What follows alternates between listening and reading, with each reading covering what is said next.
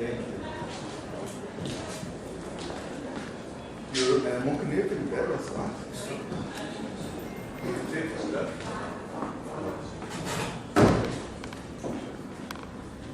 Your Royal Highness, Excellencies, distinguished guests, welcome to Banque Misr. I would like to express my deep gratitude to Prince Abbas because he was very keen on having this event happening on the eve of the Centenary of Banque Misr. Also, I want to thank the management of this bank for relentlessly taking care of the legacy of beautiful and amazing items around us. Today, we are going to be talking about the economic renaissance cycles in modern Egyptian history and to put the bank in its right historical context. Also, we'll be talking about the values that have profited and shaped the corporate governance of this bank.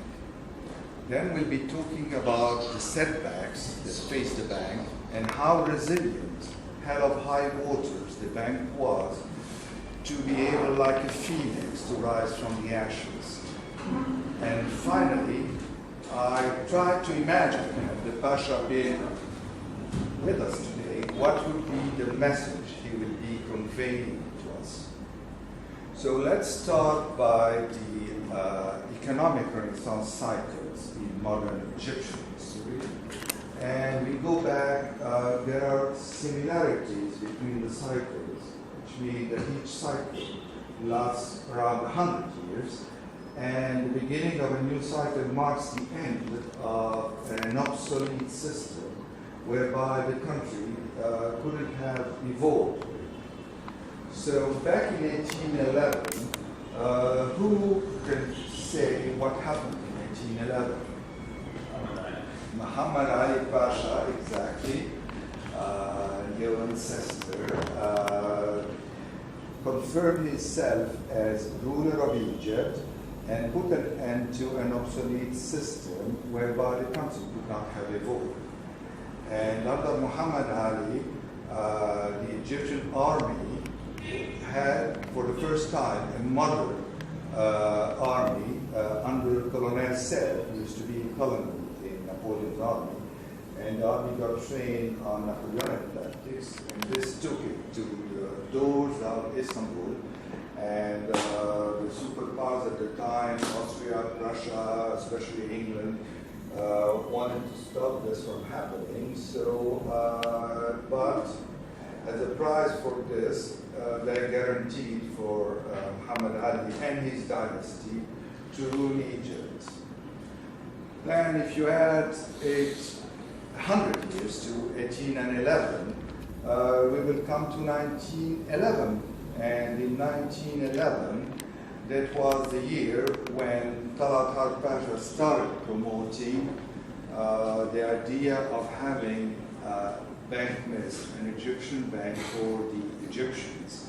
The project was delayed due to the onset of World War I, which lasted from 1914 to 1918. Then 1919 we had Saad Zaghloul revolution, and in 1920 the bank was finally established.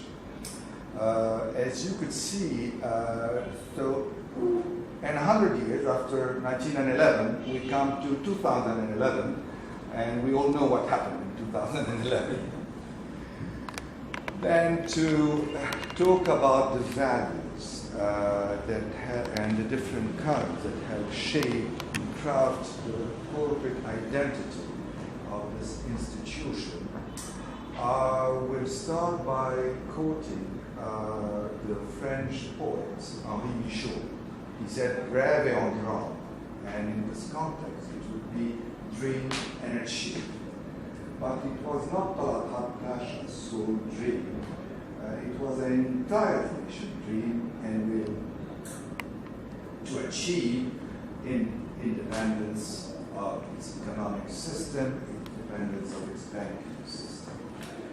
So mainly two major currents one can identify that help create the bank today. The first one, of course, and the most solid one, is the Egyptian culture. So as you walk through the bank, you could feel this blend of arabesque, the marble flooring, which is of Mamluk inspiration, and with a bit of Art Deco. So in Talat Hart commissioned the Italian architect Antonio Lasciac, who was the architect-in-chief of the Sultan's palaces, to design and build this bank, and the building was finally inaugurated in 1927, 7 years after its So what influenced Talat Harbi's vision was, first of all, as we said, the Egyptian culture, which you could feel in all the rooms of this bank. And also, he was very fond of Egyptology and ancient Egyptian history. Hence, he chose the logo of Banque Misr, which is Cleopatra. And the symbol behind it is Cleopatra in ancient Greek means, Cleo means pride, and Patra means father. So pride of her father. And from the same root, Patra, we get Patria, could be also pride of the nation. And underneath the head of Cleopatra, there is the scarab, the ancient Egyptian scarab, which was called the ancient Egyptian empire, and it was a symbol for rejuvenation and renaissance. So it was part of the Egyptian modern economic renaissance. After the Egyptian, and also some people, it's a bit controversial, the debates that occurred between him and Qasim Amin. A lot of people would say, yeah, but Talat Harb was for the day, he was not for progress. And this is, it has to be put in this context, because this was before the establishment of the bank. And at the time, there was not any symbol for Egyptian identity. So Talat Harb came with the idea of the veil only to preserve an Egyptian identity, not that he was pro-veil. The proof is his 4 daughters, including my grandmother, never wore the veil. And most of the bank's employee had women employee not wearing the veil. So it was very tolerant as far as veil or non-veil. So that's the Egyptian part. The second culture that influenced him deeply is definitely the French culture, because he graduated from law school, French section. And when you see the official language of the bank was, of course, Egyptian, but the second language for the bank was French, not English. Hence the name Banque, not Banque. So he was very influenced by the values of the French Republic. Liberté, égalité, fraternité. By liberté, it's liberty, and it was time for Egypt to emancipate itself from the foreign monopoly on the banking sector, on the different industry, the cotton industry, and the film industries, the studios, Egyptair, and over 20 companies. And then we come to liberté, égalité, equality. He believed firmly in gender equality, and he believed also in equality for all the people who are skilled and willing and hardworking to get the proper formation to be able to master these new industries and techniques introduced to Egypt. I would say a few instances where it's very clear that he was a supporter of the women's rights. The first instance happened with Kulsum when she came to see him complaining that the production company for her music was treating her unfairly. So his answer to her said, why don't you just terminate the contract? He said, I cannot afford to do this because there was a penalty. He said, don't worry, from my own money, go break it, pay the penalty clause, and be free. He said, but how can I pay you that? Just a few of your concerts will suffice to pay me back. And the other instance was with Rosa Youssef when her magazine was about to go bankrupt and she went to him seeking help. So he gave her the money she needed. And she said, but how am I going to pay this? He said, very simply. I mean, you put Banque Misr and the Misr Group companies, you put their ad in the magazine and for the next few years, and that would be the payback. So he's always had an imagination to support women. And then we come to paternity. And so he believed that Egypt, with all these confessions, need to be represented in the family board of directors. So he made sure the Jewish community was represented through Kaftawi Pasha, who was the head of the Jewish community in Egypt, as well as Sikirel, who the Sikirel stores. And from the Christian, the Coptic, there was Iskandar Mesiha, and from the Muslim, of course, Ahmad Yakan Pasha from the Sultan. So he believed in the Concord, that all the communities involved in this momentum. Now we're going to talk about, we talked about the values, now we're going to talk maybe about the setbacks that face the bank. When you come to study the 100-year history of Banque Misr, by all means I would say 1939 was Annus Horribilis. It was not only for Banque Misr, but I would say for the entire mankind, as it marked the onset of World War II.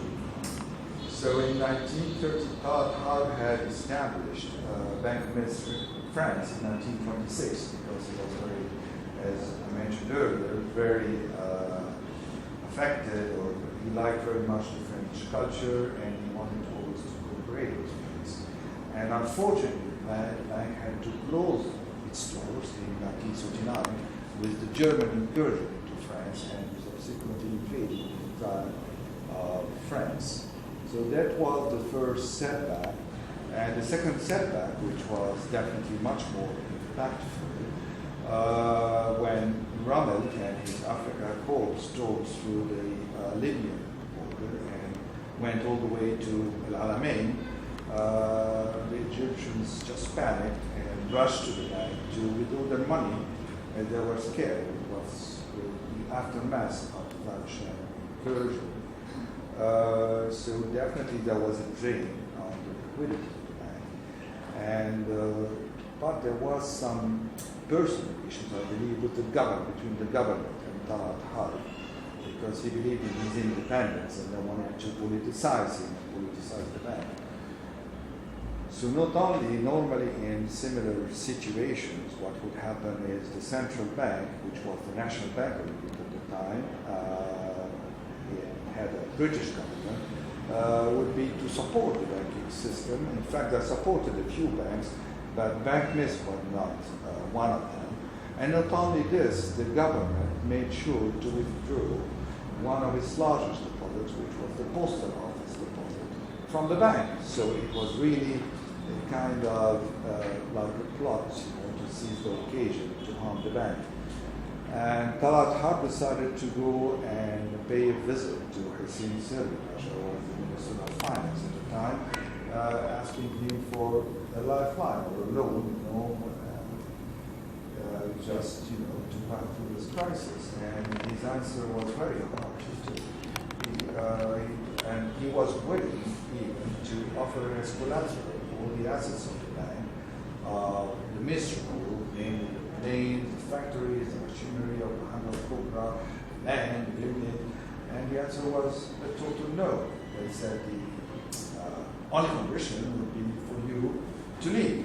So there was his famous statement. He said, Talat Harb leaves, but the bank stays. And he left the bank in 1939. He died a couple of years after, on August 13, 1941. These are the two major setbacks, but the bank, like a phoenix, managed to rise from the ashes, had a high waters.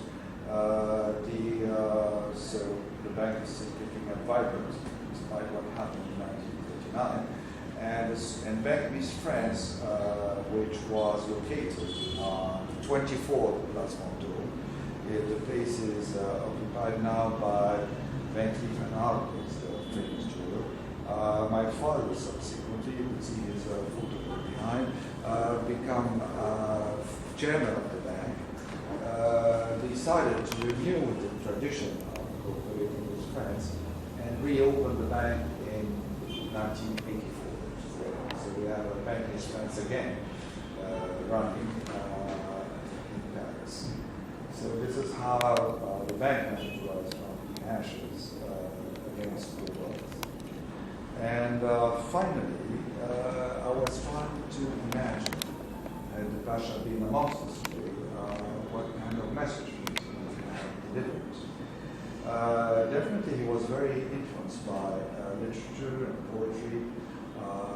Major poets of the time dedicated their poems to him, namely Gibran, Khalil Gibran, Shawqi, Salah Gawda, etc. So if you'd allow me, I will borrow a few verses from Charles Baudelaire. Les fleurs du mal, flowers of evil, remain in the sea, not in la mer. But I will alter it, I will cheat it, and I will just remove the word sea and put the word Egypt. So I will say it in French, and then I will say it in English.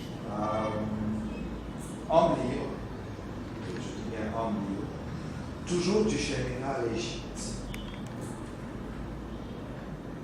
L'Égypte est une victoire, tu contemples ton âme dans le déroulement infini de sa vie.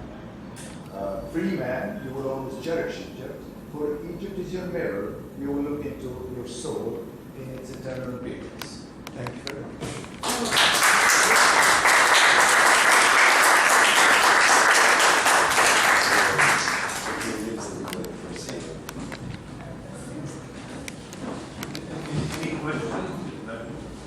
If you have any questions, how many companies did he establish?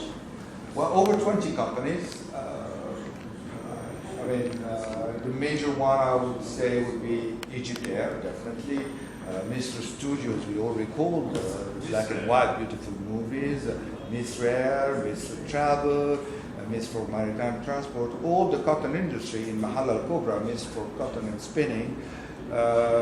Even Misr for medicines, Misr for minerals, and some people say EGBC derived from this. I'm not sure about this information.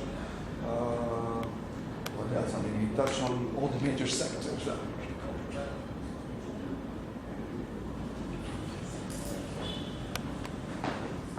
Thank you very much. Thank you.